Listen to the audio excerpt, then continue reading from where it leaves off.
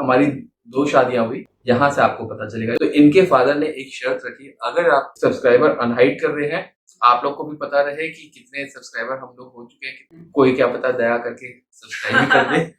Hey guys, welcome back to our new vlog. तो आज की सीरीज मतलब लव स्टोरी के पार्ट स्टार्ट करने से पहले मैं एक बात आप लोग से करना चाहूंगा कि हमारी स्टोरी मानता हूँ बहुत लंबी है, प्रिसाइज करने की बहुत कोशिश करते हैं हम लोग, बट होना मुश्किल है, मुमकिन नहीं है। अब क्या करें, इतनी 14 साल की स्टोरी को जैसे शगुन ने लास्ट टाइम भी कहा था 14 मिनट में कन्वर्ट करना बहुत मुश्किल है। सो प्लीज बेयर कीजिएगा। एंड सेकेंड चीज, इंटरेस्टिंग पार्ट्स अब स्टार्ट होते हैं जिसमें कि अब हमारे कॉलेजेस चेंज होना स्टार्ट होते हैं। शगुन के नहीं, सिर्फ मेरा स्ट्रगल टाइम अब स्टार्ट होता है। स्ट्रगल टाइम में होता ये है कि जैसे कि आप लोग को बताया था, लवली प्रोफेशनल में फीस भी पे कर दी, सब कुछ हो गया था मेरा। उसी दौरान में शगुन का फर्स्ट टाइम आना होता है दिल्ली में। शगुन तो चली जाती है दिल्ली से चेन्नई, मगर मेरे लिए प्रॉब्लम ये हो जाती है कि मेरा था पंजाब में। अब पंजाब से फिर चेन्नई की दूरी तो इतनी ज्यादा थी कि पूछिए मत। अब वहां से कॉलेज से निकलना मेरे लिए सबसे बड़ा मुश्किल हो जाता है, बट फिर भी मैं फॉर्म में कुछ गड़बड़ ये सब करके वहाँ पे एडमिशन नहीं लेता हूँ। एंड फीस ये सब में कट के काफी कम पैसा मिलता है, बट मिल जाता है। जैसे पता ही होगा, विड्रॉ करने का नाम होता है ऑप्शन। तो बट वो बहुत ही लेट टाइम हो जाता है कि किसी अच्छे कॉलेज में एडमिशन मिलता है।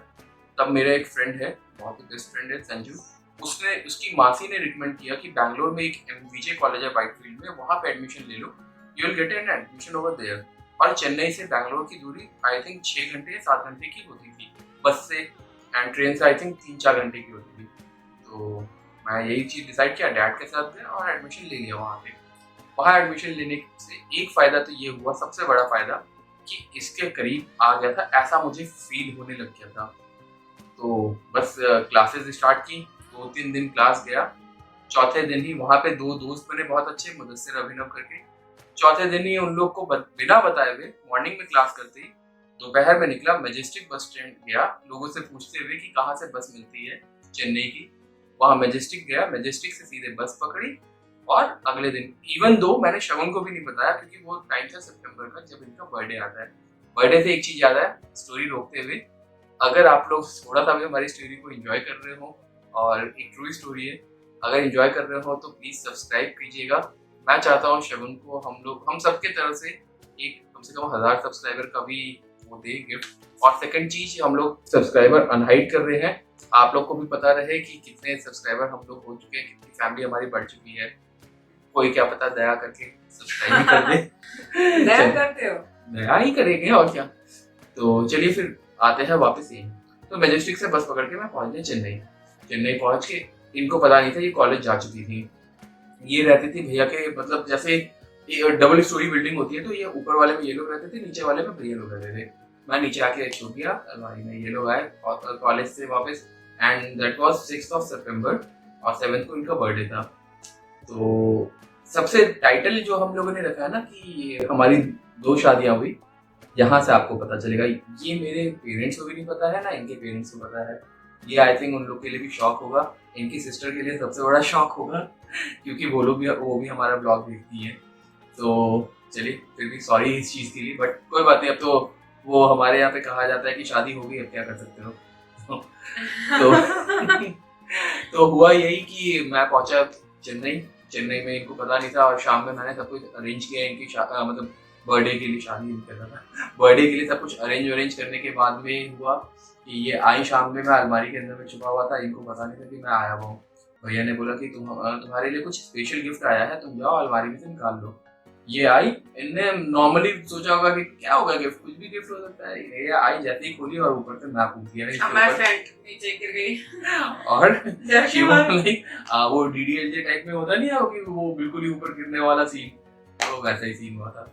बाकी फिर उस टाइम में हम लोगों ने सेलिब्रेट किया इनका बर्थडे, और बर्थडे सेलिब्रेट करने के दिन ही 7 सितंबर 2008, तो वो डेट था जब हम दोनों ने शादी किया। क्योंकि हम दोनों एक दूसरे से बिल्कुल अलग नहीं होना चाहते। मेरा तो पहला भी था जब इनने मुझे 8 मई को इनने प्रपोज किया था, तब भी मैंने एक ही चीज बोला था इनसे कि मैं प्यार करूंगा तो सच्चा करूंगा, मुझे छोड़ना मत कभी, हर चीज छोड़ना मगर मुझे मत छोड़ना, ये चीज पहले फैसला करना, उसके बाद ही मुझसे प्यार करना।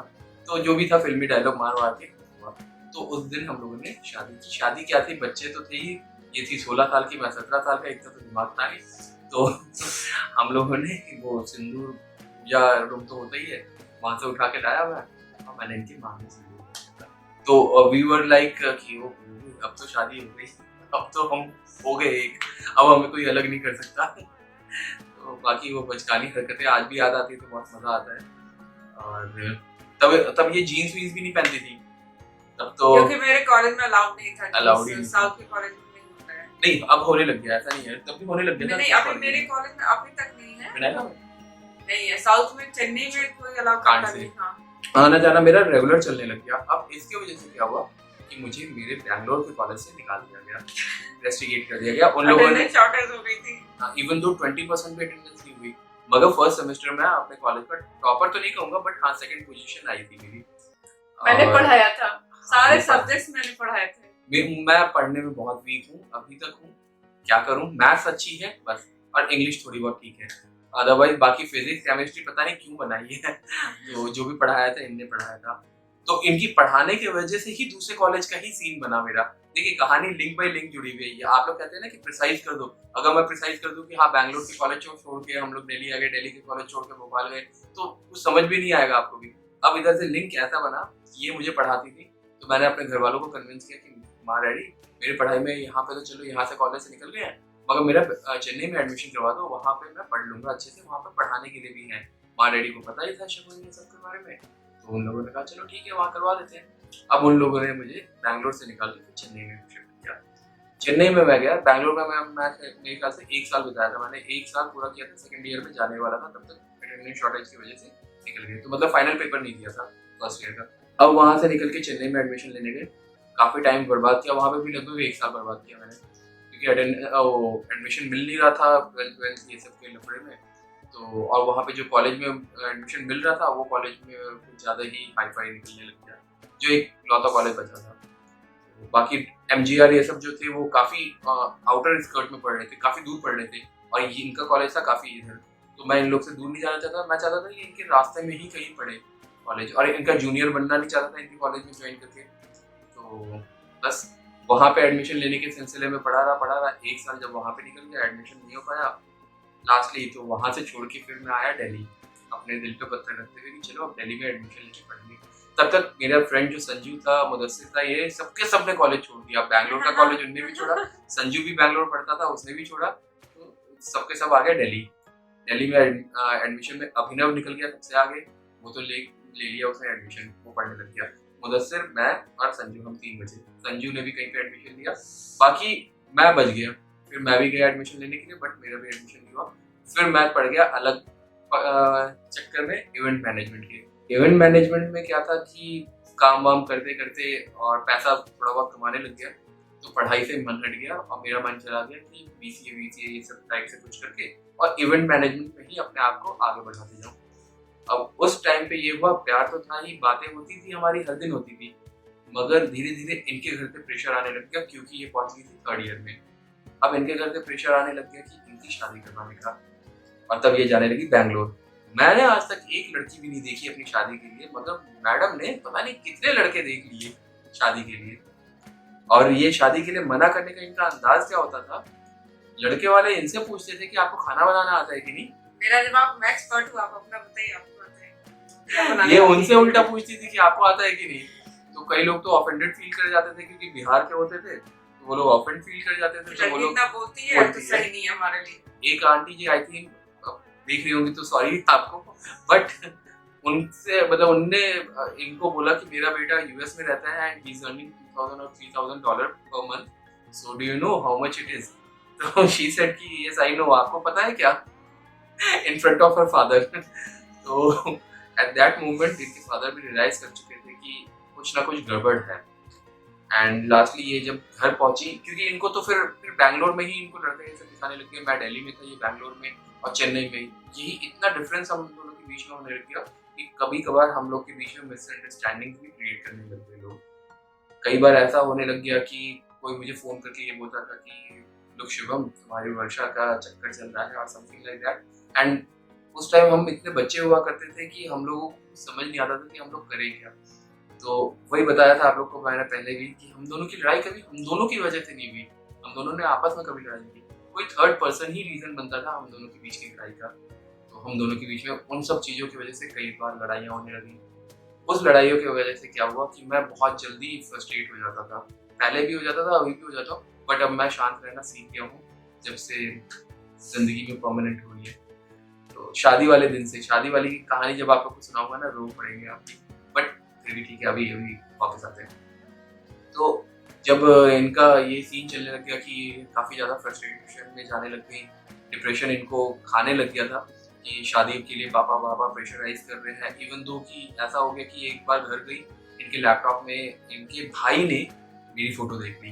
भाई ने देखी थी ना फर्स्ट टाइम, भाई ने इनके मेरी फोटो देखी। अब भाई के फोटो देखने की वजह से क्या हुआ कि मदर ने देखा, इनकी दादी ने देखा, और वो लोग के देखते देखते इनके फादर ने देख लिया। तो उन लोग को ये लगता था कि ये जिस जगह से बिलोंग करती है ना, वो जगह इतनी छोटी है, ये छोटी नहीं कहेंगे, वो जगह ऐसे अभी नीचे है जहाँ पे कि 16-17 साल तक भी शादियां हो जाती थी उस टाइम पे, 15-16 साल तक में। तो इन लोग की नज़र में ये, मतलब पेरेंट्स के नज़र में तो ये होगा ही कि बेटी मेरी गलत रास्ते पे जा रही है, इसको बचाना होगा। तो इनके फादर लग गए इनके पीछे की इनकी शादी टेस्ट भी करवा ही दी है।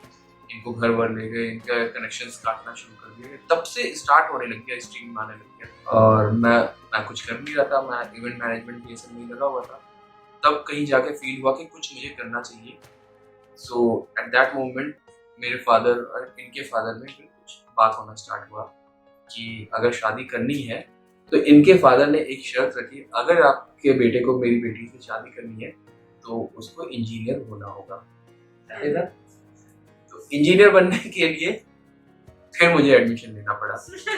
एंड ये था टाइम जब मैं भोपाल गया, क्योंकि कहीं और मुझे एडमिशन का कुछ स्कोप नहीं नजर आ रहा था। मेरे साथ में इतने सारे वो चीजें हो गई थी कि मुझे समझ नहीं आता कि मैं कहाँ रह के पढ़ूँ। अगर दिल्ली रहता हूँ तो दोस्तों के चक्कर में पढ़ नहीं पाता, अगर वापस बैंगलोर जाता हूँ तो वहाँ पे पढ़ ही नहीं पाऊंगा किसी भी कीमत में, क्योंकि इसकी आदत सताती रहेंगी। तो मैं भोपाल के लिए मैं तैयार करने लग गया अपने आप को 2010 के अप्रॉक्स में, कि 2011 में जाके मुझे एडमिशन लेना है। अब वो टाइम आने लग गया जब इनका 2011 में कंप्लीट होने वाला था, और उस टाइम पे मुझे फिर बैंगलोर जाना पड़ा, क्योंकि अपने डिग्री, मतलब जो सर्टिफिकेट थे जो फंसे हुए थे, मेरे ओरिजिनल डॉक्यूमेंट्स फंसे हुए थे, वो निकलवाने के लिए मैं गया बैंगलोर। तब तक इनको भी इनके घर वालों ने फोन वोन छीन के इनको बैंगलोर में इनके भाई के पास रखवा दिया था। और वो दौरान था जब मुझे इनसे मिलने का था, और मुझे मिलना कैसे था, तब मैं गया था कबाड़ी वाला बन के, कूड़ेदान वाला बन के, कूड़े वाला बन के गया था इनके घर से कूड़ा लेने के लिए। मिलने का मन था, और मैं अपने कपड़े वपड़े पूरा फटे वटे पहन के आया, चेहरे पे चेरी ब्लॉसम लगा के कूड़े का एक बोरा लेके इनके घर पे पहुंचा। इनके भैया भाभी का घर था, अगर वो लोग देख रहे होंगे तो वो भी सोचेंगे कब आ गया। तो वो लोग ऑफिस जाते थे, इनकी भाभी कहीं पढ़ाते वढ़ाते थे, बाकी और ज़्यादा नहीं बताएंगे उनके बारे में। तो मैं पहुंचा कूड़े वाला बन के इनके घर पे ताकि मिल पाऊँ। मुझे पता नहीं था कि इनके घर वाले, क्योंकि फ़ोन तो था नहीं हमारे पास कम्युनिकेशन के लिए, तो इनने मुझे लोकेशन बताई हुई थी कि ऐसा ऐसे, क्योंकि बाहर जब भैया भाभी इनके निकलते थे तो ये बाहर जाके कॉल कर लेती थी। तो इनने मुझे बताया था कि ऐसे ऐसे लोकेशन आप आओगे इधर गली के अंदर में। मैं पहुंचा, घर घर गया। अब एकदम से किसी के घर में अगर चले जाता तो लोगों को भी शक होता, आसपास वाले, इनके घर पे भी पता चल जाते बात की आने लग गया लड़का, इसलिए कूड़ा वाला बन के गया ताकि किसी को पता भी ना चले। तो वो एक वक्त था जब हम लोग ने फिर करीबन 1-1.5 साल के बाद मिले। फिजिकली मिलना, जो फिजिकली इन द सेंस की एक दूसरे को देखना, वो हुआ हमारा। मतलब इनकी पढ़ाई लगभग खत्म ही हो गई थी, क्योंकि 4th ईयर में आ चुकी थी ये। और इनका कनेक्शन कहीं ना कहीं अपने पेरेंट्स से भी कटना शुरू हो गया था। मतलब प्यार तो उतना था ही, एक माँ बाप तो अपने बच्चों को प्यार करते हैं, मगर कहीं ना कहीं थोड़ा बहुत कटना शुरू हो गया था। दुख लगता है, अभी भी सोचते हैं हम लोग कि हम लोगों ने थोड़ा सा दर्द दिया माँ बाप को उस वक्त पे, मगर अब थोड़ा उन लोग को भी खुशी मिलती है कि हाँ चलो, हम लोग जितना खुश रहते हैं उस वजह से उन लोग को भी खुशी मिलती है। फिर हुआ यही कि ये निकलने लग गई अपने पढ़ाई के बाद में। इनने इवन दो इनने ये किया कि इनने जॉब के लिए कहीं किसी प्लेसमेंट में नहीं बैठी, क्योंकि ये जान चुकी थी कि अगर मुझे इंजीनियरिंग करनी है और ये जॉब में अगर जाने लग गई तो इनको और दूर जाना पड़ जाएगा कहीं ना कहीं। तो जब 3rd ईयर इनका खत्म हो गया, 4th ईयर में चली गई, अब अपना पढ़ाई वढ़ाई सब कुछ शॉर्ट आउट होने लग गया।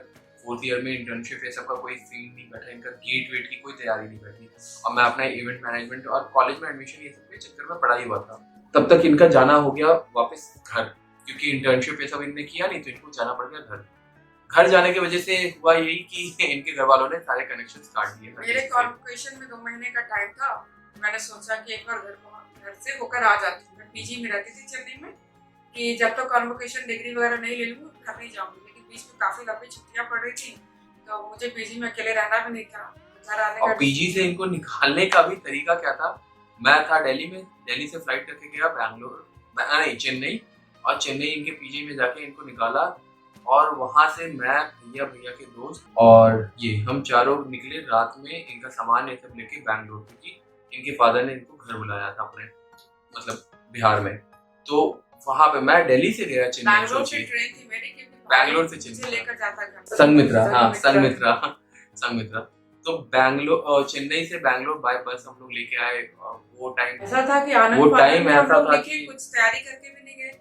और बैंगलोर और चेन्नई के वेदर में बहुत डिफरेंस है। बहुत डिफरेंस है। चेन्नई में इतनी गर्मी या बैंगलोर में एंटर करते ही ठंड लगती है। रात के टाइम में तो बिल्कुल कांपने लग जाते हैं। तो चेन्नई में 4 साल रहा तो हमारे पास स्वेटर वगैरह कोई आइडिया नहीं था। तो बस में जैसे ही बैठी, जैसे ही बैंगलोर के नजदीक आ गई, इतनी ठंड लगी, इतनी ठंड लगी। फिर मेरे पास कोई ऑप्शन नहीं था, तो इन्हें अपनी शर्ट उतार कर मुझे पहना दी। खुद रात भर ठंड में पड़े रहे। मुझे याद पढ़े है, रहे तो ऐसा बोल जैसे कि मतलब साथ में ही बैठे हुए थे। हाँ, मुझे ऐसा फील हुआ कि मैं पहन कर भी इतनी ठंड लग रही है, इन्हें कैसा लग रहा होगा। इन्हें इसका भी केयर नहीं किया। वैसे तो हम लोगों ने बहुत किए हैं। तो जब चेन्नई पहुंचे, बैंगलोर पहुंचे, बैंगलोर में फिर इनके भाई को हैंड ओवर किया इनको। तो ये सोच कर गई। वहां जाने के बाद it was shocking for me कि वहां पर फोन सब कुछ ले लिया गया, क्योंकि घर वालों को थोड़ा बहुत एक्शन तो लेना ही था, क्योंकि दूर रह के कोई एक्शन लिया नहीं जा सकता था। तो हमारा कनेक्शन बिल्कुल ही कट। घर पहुंचने के बाद हमारा कनेक्शन कट। मैं इवन बता भी नहीं पाई कि मैं घर पहुंच गई। दो दिन हुए, 4 दिन हुए, फिर 1 हफ्ता हो गया। फिर इन लोगों को लगा कुछ गड़बड़ है। जब हम 1 हफ्ता नहीं 1 महीने से ऊपर हो गया कि जब श्रवण से कुछ बात नहीं हो पाई, तब फिर कहीं ना कहीं लगा कि कुछ गड़बड़ है। कॉल करूँ तो कॉल लगना नहीं, फोन स्विच ऑफ हमेशा, इनके फादर का नंबर नहीं, इनका घर का एड्रेस नहीं, कुछ पता नहीं था। बस ये पता था कि इनकी सिस्टर की शादी है और ये लोग पटना आ चुके हैं, क्योंकि ये रहते जहाँ हैं वहां पे से हटके ये लोग पटना आ गए थे। तो अब कहीं ना कहीं से एड्रेस तो निकाला था। एक चीज मुझे बस उस टाइम पे याद आई कि इनके ब्रदर का पेपर होने वाला था, किसी आईआईटी या कुछ ऐसा पेपर देने वाला था वो। तो मेरे दिमाग में एक चला कि कहाँ से पता किया जाए। मेरा एक फ्रेंड वहां पे रहता है मुदस्सिर, मैंने उसको बोला कि भाई कहीं से भी कुरियर सर्विस या कुछ बन के ये नंबर है। उसके फेसबुक प्रोफाइल पे मैं गया, वहां पे नंबर निकला उसका, वो नंबर मैंने उसको दिया, और वो नंबर पे उसने एड्रेस कैसे पता किया कि उसको बोला कि आपका एडमिट कार्ड आया हुआ है, वो एडमिट कार्ड आपका एड्रेस पे पहुंच नहीं पा रहा है, तो आप अपना एड्रेस दीजिए तो हम आपके पास एडमिट कार्ड पहुंचाएं। वो बेचारा भोला भाला लड़का, उसने अपना एड्रेस बता दिया उनको कि ये एड्रेस है, यहाँ पे आप पहुंचा दो। तब जाके हम लोग को ये चीज पता चला। हम लोगों ने तो यहाँ पे दिल्ली में रहते हुए, हम मेरे पेरेंट्स ने, मैंने, हम सब ने मिलकर तो पुलिस सबसे बात कर ली थी कि वुमेन्स हेल्पलाइन, पुलिस से, चाइल्ड केयर, पता नहीं सबसे बात कर ली थी कि कैसे कैसे करके हमें इनका घर का पता निकलवाना है, इनके साथ में कहीं कुछ मिसहैपनिंग तो नहीं होगी है, ये सब चीजों का पता चला। एड्रेस से सब निकला। उसके बाद इनके पास कैसे कैसे फोन पहुंचाया, फोन पहुंचाने से फिर बात हुई। उस टाइम पे इनसे पता चला फोन से कि इनकी सिस्टर की शादी होने वाली है। मैं पहुंचा पटना कि शादी होने वाली है, तो एक मौका उस वक्त था जबकि मैं इनसे मिल सकता था, क्योंकि ये घर से बाहर तो निकलती ही। तो मैं पहुंचा पटना। पटना में ये अपने आई हुई थी बहन के साथ, कोई गोल घर के पास में ही कहीं मार्केट वार्केट में कुछ ब्यूटी पार्लर ये सब का काम करवाने के लिए। तब मैं इनसे मिला था। पूरे मेरे उस ख्याल वक्त पे मैं अपनी दीदी का फोन यूज कर लेती थी कि दीदी भी आ गई थी अपने कॉलेज से वापस आने के बाद उसकी शादी हुई थी। तो उस वक्त मेरे पास एक और एक्सेस आ गया था। दीदी सपोर्ट ही करती थी, मतलब कभी किसी चीज के लिए मना नहीं इसकी बहन सबसे प्यारी सबसे प्यारी थी, काफी मना नहीं सपोर्ट किया। करती थी। तो उस वक्त मेरे पास फोन हो गया था, तो मैं इंफॉर्मेशन कुछ ना कुछ दे देती थी। तो पता चल गया था मुझे कि ये पहुंच चुकी है पटना, तो मतलब मार्केट में। तो वहां पे जाके मैं मिल लिया। तो वहां से फिर मिलना थोड़ा सा स्टार्ट हुआ कि चलो एक बार फिजिकली फिर से हम मिले। मतलब आप समझिए कि 1 साल 1.5 साल नहीं मिलना, फिर उसके बाद मिलना, फिर उसके बाद 2-3 महीने फिर नहीं मिलना, बिना किसी कनेक्शन, बिना कुछ बात के। प्रॉब्लम्स इतनी बढ़ती गई कि समझ नहीं आ रहा था कि क्या किया जाए। फिर ऑल ऑफ सडन चलो सब कुछ शॉर्ट आउट हुआ, मिले। इनसे मिलने के बाद इनने भी समझाया अपने घर के सिनेरियो कि ये चीजें चल रही हैं। फिर हम लोग को लगा, मेरे पेरेंट्स को लगा कि हमें इनके घर पर बात करना चाहिए, तब जाके कुछ शॉर्ट आउट होगा। तो बीइंग वो कहते हैं ना वो लड़का साइड वाला, कि वो कैसे बात करे लड़की साइड वाले में, वो ऑर्थोडॉक्स वाला वो थोड़ा सा दिमाग में था कि यार पेरेंट्स कैसे बात करें, मेरे पेरेंट्स कैसे बात करें। तो फिर हम लोगों ने समझाया, और समझाया क्या, मेरे पेरेंट्स थोड़ा उस टाइम पे इतने वो थे कि इसको बहुत प्यार करते थे। मुझे एक हो गया था, ऐसा हो गया था कि उनके 2 बेटे नहीं, उनका 1 बेटा है और 1 बेटी है, और मैं मुझसे ये शादी करवा के इस घर में मैं आ रहा हूँ दामाद बन के। तो ऐसा सीन हो गया, और ऐसा सीन अभी भी है कि मेरे कपड़े आए ना आए, इसके जरूर आते हैं। तो उस टाइम पे भी यही हुआ। तो फिर डैड मम्मी सब कोई माने, और वो लोग फिर गए पटना इनसे मिलने के लिए। और वो टाइम था आई थिंक 2011-12 के आसपास का। तब तक मेरा एडमिशन हो गया भोपाल। मेरा एडमिशन का डेट भी देखिए 7 सितंबर 2011, जिस दिन इनका बर्थडे। उस दिन मुझे इनसे फिर अलग होना पड़ा। अब वो मेरा फर्स्ट डे और फर्स्ट क्लास थी भोपाल में। फिर सोच लीजिए कि 4 साल इन्हें इंजीनियरिंग कंप्लीट की, फिर 4 साल मेरी इंजीनियरिंग थी। तो इतना गैप हो चुका था। इस गैप को कवर अप करने के लिए, क्योंकि घर पे रह के ये बैंक का तैयारी करने लगी, वही बिहार में रह के ये बैंक की तैयारी करने लगी। बैंक की तैयारी में ये होने लगी कि आस पड़ोस जिस माहौल में ये रहती थी, वहाँ पर 15-16 जैसे मैं बताया कि शादी हो जाती थी, उस माहौल में फिर लोगों की उंगलियां फिर से उठने लगी इनके ऊपर, इनके घर वालों के ऊपर। तब इनको कहीं ना कहीं फील हुआ कि अब यहाँ से निकल के कहीं बाहर जाना चाहिए, ताकि लोगों का बोलना कम हो जाए कि पढ़ने के लिए लड़की गई है। तब तक मेरे घर वालों का माइंड भी सेट हो गया था कि इसको अब किससे शादी करनी है करवा देंगे, लेकिन अभी नहीं। सब कुछ मतलब जॉब मैं कुछ बन जाऊं उसके बाद। मतलब एक तरह से 70% रेडी हो गए थे, 30% ना ही था। मतलब मजबूरी हो जाए, कुछ भी कह सकते हैं। तब इनके लिए मैंने एक चीज किया, क्योंकि मैं भोपाल में भी इतना पढ़ता नहीं था, मैं बस पेपर देने जाता था। वहां पे मेरा एक दोस्त होता था, वहां पे भी एक दोस्त था जो मुझे पढ़ाता था, गुरु। तो मैं आ गया वहां से, मैं दिल्ली आ जाया करता था ताकि इनका कुछ सेटल कर सकूं। फिर इनको हम लोगों ने दिल्ली बुलाया एमआईटी में एडमिशन दिलवाने के लिए, जहाँ पे इनने किया एमटेक। 2013 में फिर इनका एडमिशन हुआ। सोचिए 2 साल फिर गैप, हम दोनों नहीं मिले, सिर्फ फोन पे बात होना। फिर उस बीच में मिलना नहीं था। 11 में मिले थे, उसके बाद 2 साल हम नहीं मिले। 2013 में फिर ये चीज आई, 13 में आई, और उसके बाद फिर 2013 में इनका एमआईटी में एडमिशन करवाया, बस इसलिए कि इनका थोड़ा टाइम स्पेंड हो जाए उसमें, कि ये थोड़ा जो मेरा 2011 का एडमिशन था 2015 में पास आउट होता, तो ये 4 साल का गैप जो था उसको कवर अप करने के लिए 2013 में इन्होंने एडमिशन लिया। अब सोचिए कि हम दोनों के मिलने में 1-1.5 साल का हो जाता था गैप, तो इनके घर वालों से इनके मिलने में 3 साल का गैप हो गया था। 3 साल तक ये घर ही नहीं गई। 2 साल इनकी पढ़ाई, फिर 1 साल जॉब के बहाने फिर दिल्ली में ही रहना। और उस दौरान फिर इनके कोर्सेज ये सब करवाए मैंने। और ऐसा सीन हो गया था कि हमारी शादी का तो हो नहीं रहा था, क्योंकि 2015 में जब मैं पास आउट हुआ तब तक हो गया रिसेशन ऐसा सिविल में कि किसी को जॉब मिलना तक मुश्किल हो गई। और जॉब ना मिलने के चक्कर में ये अपने घर वालों से बात नहीं कर पा रही थी कि कैसे शादी की बात। उसी दौरान में शुरू होती है नई कहानी, क्योंकि अब अगली बार आपको बताएंगे कि कैसे हमारी शादी की फिर बात स्टार्ट हुई। वो दौर ऐसा हो गया था जब मैं 1 रुपया नहीं कमाता था, और इनने अपने घर में झूठ बोला अपने घर वालों से कि मैं जॉब कर रहा हूँ। और मैं जॉब कहाँ कर रहा था, एक कॉन्ट्रैक्टर के पास जाता था, सुबह 6-7 बजे पहुंचता था या 8 बजे लेबर ये सब लेता था, क्योंकि बीइंग अ सिविल इंजीनियर ये मेरा काम ही था कि लेबर ये सब लेना, काम करवाना। वो स्टार्टिंग स्टेज था जिसमें कि सीखना ही पड़ता है, तो सीखने के लिए ये सब करना ही पड़ता था। तो उस टाइम पे मैं जाता था वहाँ पे सुबह 6-7 बजे, और रात में 8-9 बजे आता था, विदाउट अ सिंगल पेनी। मैं बिना पैसे के 6 महीने तक वहाँ पे जॉब किया। इस बीच में शगुन ने अपने पेरेंट्स को बोला that I am earning around 30,000 per month, जो कि कहीं 1 रुपए तक नहीं मिलते थे, और आज तक नहीं मिले वहां से। और मैं 6 महीने तक बिना रुपए के डेली अप एंड डाउन करता था घर से, इवन दो संडे को भी, एक संडे भी ऑफ नहीं होता था। तो यही मतलब थोड़ी सी कहानी। अब आगे आप लोग को यही चीज बताएंगे हम लोग कि फिर आगे कैसे हम लोग आगे बढ़े, शादी के लिए कहाँ तक कैसे प्रोसेस हुआ, एक नया स्ट्रगल स्टार्ट हुआ। तो चलिए, अगर आप लोग को हमारी ये लव स्टोरी का फोर्थ पार्ट अच्छा लगा तो लाइक कीजिएगा, शेयर कीजिएगा एंड सब्सक्राइब कीजिएगा। चैनल पे तो नए ही होंगे, सब्सक्राइब जरूर कीजिएगा। Bye bye. एक और अनाउंसमेंट कर रहे हैं, सब्सक्राइबर काउंट दिखाने वाले। वो बोल दिया मैंने, अनहाइड कर रहे हैं हम लोग सब्सक्राइबर काउंट, ताकि आप लोग को पता चले कि हमारी फैमिली कितनी बड़ी हो चुकी है या छोटी होती है। तो दया करके हम पे भी कर दीजिएगा। Bye bye, good night.